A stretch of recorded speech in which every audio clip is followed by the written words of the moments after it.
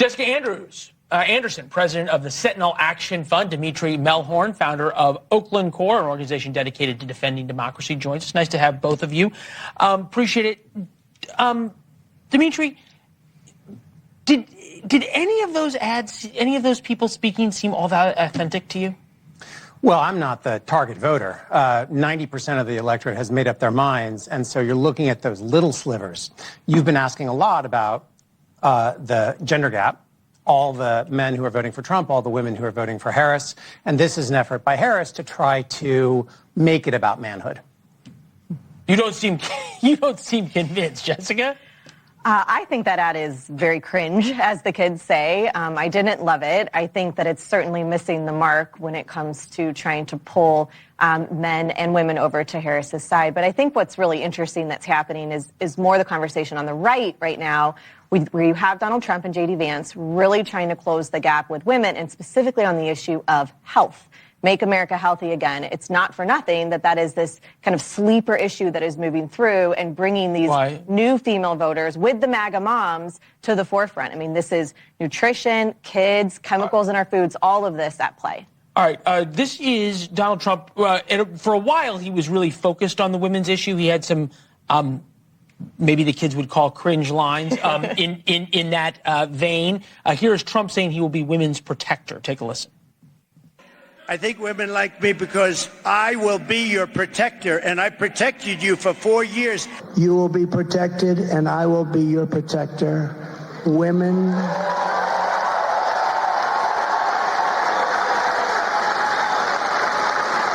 Women will be happy, healthy, confident, and free.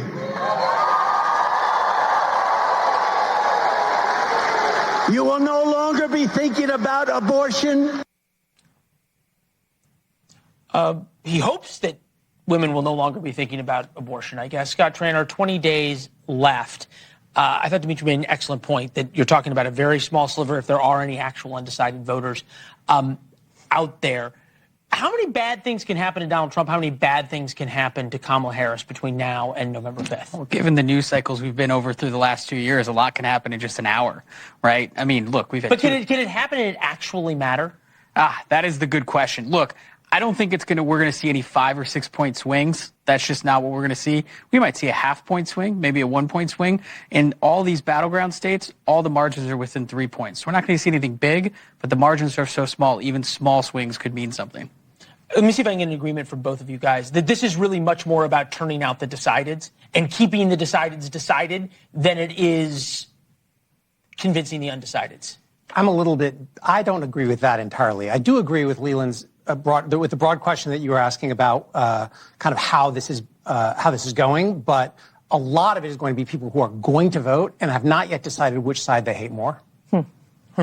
It's at least 3 million out of Well, look, to that point, I mean, we're seeing a much more disciplined Donald Trump. We saw that last night. It was a much more likable, it was the charming Donald Trump in his town hall. I think we're underestimating how unenthused Kamala supporters that may have been supporters of Biden previously that are women are just not excited about Harris. They're just not.